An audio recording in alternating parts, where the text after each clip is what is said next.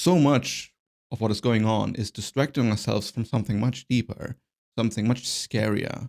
If you have come in contact with the depth of your own mind, you know exactly what I'm talking about. Because if everybody in this society would lock themselves into a room in the dark and meditate in the darkness for themselves, they would quickly realize that it isn't really the external world that is scary. And it's also not really the thoughts that are scary. What is really scary is the silence. And if we would collectively stay in silence for longer, we would discover an immense amount of existential fear underneath our normal perception.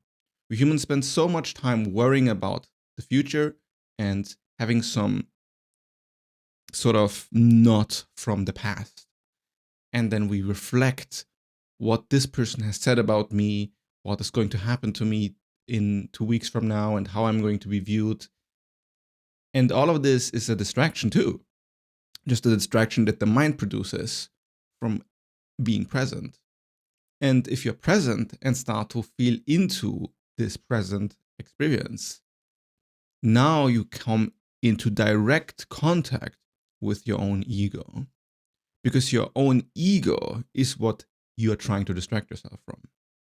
Spoiler. I feel like I gave the video away. I should have said this later. But if you're on this channel, then you could have seen this coming. No, but the ego is such a powerful mechanism that it controls every single human, most humans in this planet. And we have no real science about it. Like, we have psychology, and it definitely helps. I mean, Sigmund Freud is who uncovered a lot of what the ego does and how our unconscious pattern shape our view of the world and our behaviors. But for most people, this knowledge is lacking, and even people who know about the stuff, it's relatively surface level. Not because you need to study Sigmund Freud, but because you're not actually investigating your own ego, because the mechanics of your own ego is to not want to be investigated. Because if you investigate it, you start to uncover a lot of things about yourself where you were lying, where you were distracting yourself from something that would, in theory, kind of kill you. Now, what it kills is the social aspect of this dynamic. We humans are very small creatures, and we pretend that we are way more important than we actually are. And I don't mean this just as a collective, but you as an individual. Think about how obsessed you are about what you are thinking. How whatever happens throughout the day, your thoughts, most likely, depending on what stage of awakening you are, but most likely your thoughts dominate your sense of self, and they dominate who you think you are. And if you investigate your thoughts, you are full of anxieties, full of obsession, and also, and this is why the silence is so uncomfortable, full of pretension. You're pretending to be something that you're not. And you're pretending that the past hasn't shaped you into who you are. And you're pretending that the future is something you can predict. None of these are true. And silence reveals this as absolutely obvious, and not as some sort of thought exercise, because real silence will train you to move away from thoughts to the silent center of experience. The thoughts running in people's heads is like an automated system that the ego has created in order to trap you in its illusion.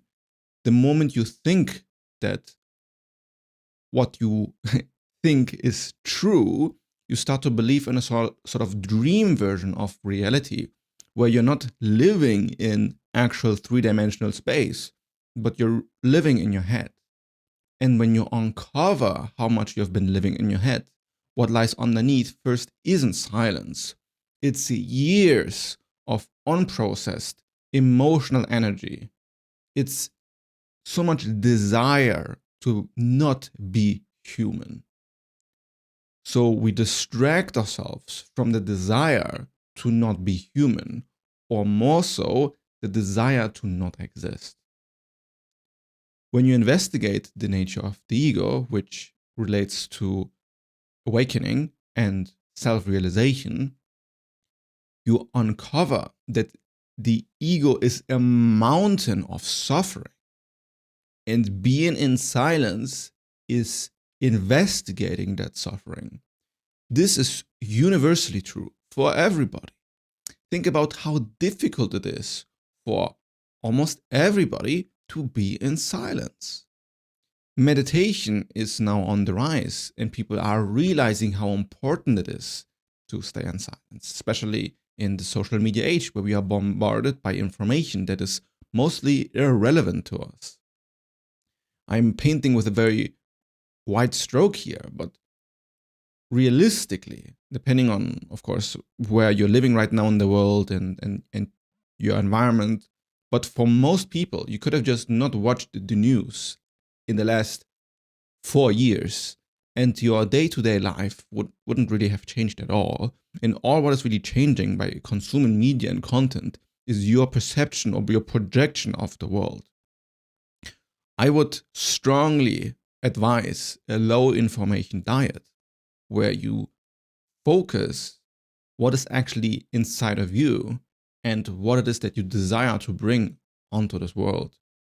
Because right now, the standard experience of most people is to consume what other people think.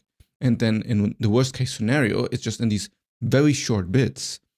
And you have to imagine how unrealistic, not just unrealistic, but how unnatural this is. Like, how or why the hell should it be important to you every day what is happening at the other side of the world? And I myself am very interested in politics and the global economy and all of that stuff. So for me, it's also interesting to stay informed, and it doesn't really produce much anxiety in me. But I know a lot of people need to consume news because it kind of relieves their anxiety to know what is happening. Like, it's a sort of FOMO, like fear of missing out of what is the next thing that has happened in the world, and what if everybody knows and I still don't know. I remember that when COVID happened, I was kind of late to the party, and I got informed when it was probably one of the last people who figured out that COVID is a thing now, which is not a flex, by the way. but I always had this relationship with news where I was like, okay, if it doesn't affect me, then why bother? And over time, I did learn that it does matter somewhat to be informed, or it can be helpful, but it just depends on how neurotic you are in the relationship to what you consume, and how much do you consume stuff to suppress what you're feeling, or what you should be doing, or what the silence in you wants to reveal. If everybody were to stay in silence for long enough, we would all become enlightened. Because the only thing in the way of true enlightenment is silence. Now, it's not the most effective way to lock yourself into a room for 5 years in the dark to realize the self or the ego is an illusion and then process all of your emotions. It would work. I mean, there are a lot of Buddhist masters that say that if you start to focus on your breath and don't stop for 10 years, you're almost certainly going to get enlightened. And it's like, why? Like, it sounds so absurd. Like, what is enlightenment then, really? But it's just really the process of the egoic mechanism in the brain realizing its own futility. That all that it's doing is pretending that it matters when it doesn't.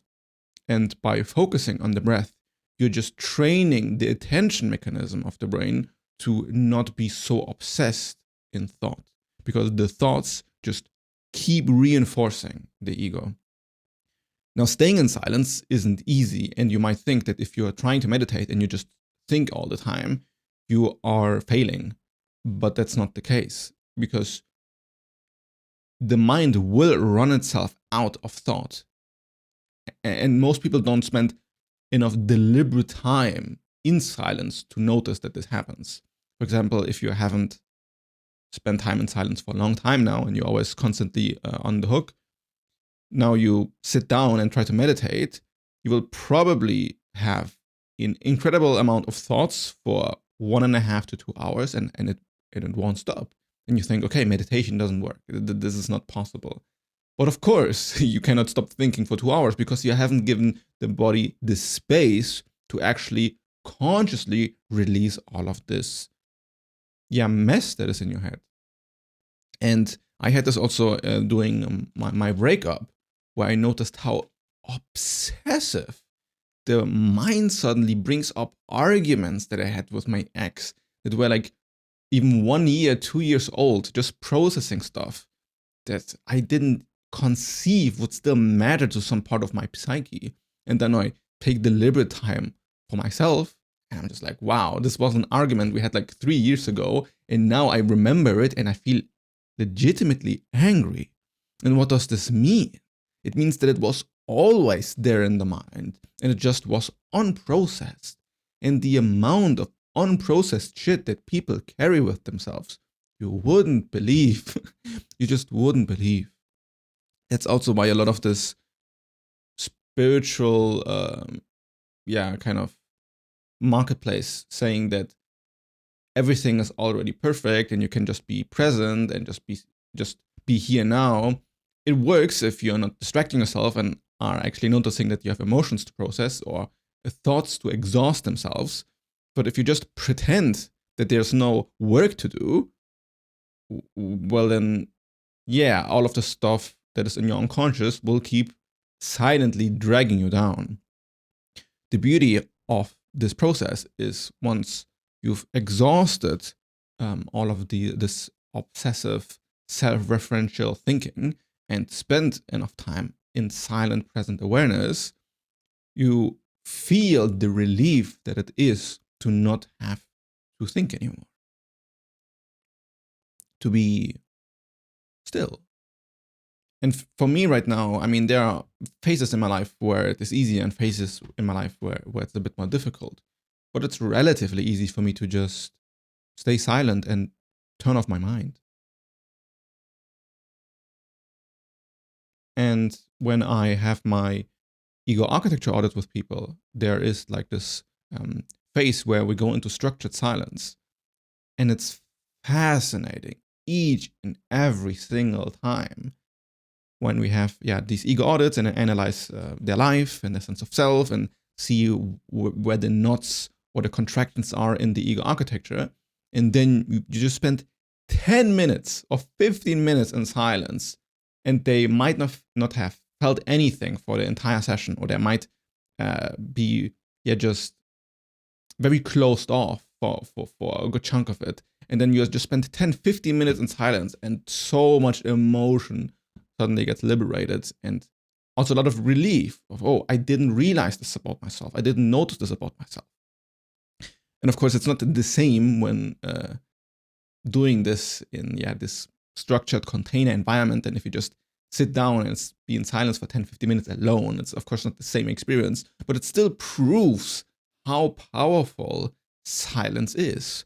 Also, for me creatively, the best days where I get a lot of stuff done is where I don't consume anything, where I have, let's say, the first 12 hours of my day, I just pure silence. Let's say the first 8 hours of my day, I just not consuming anything, no email, no message, no nothing.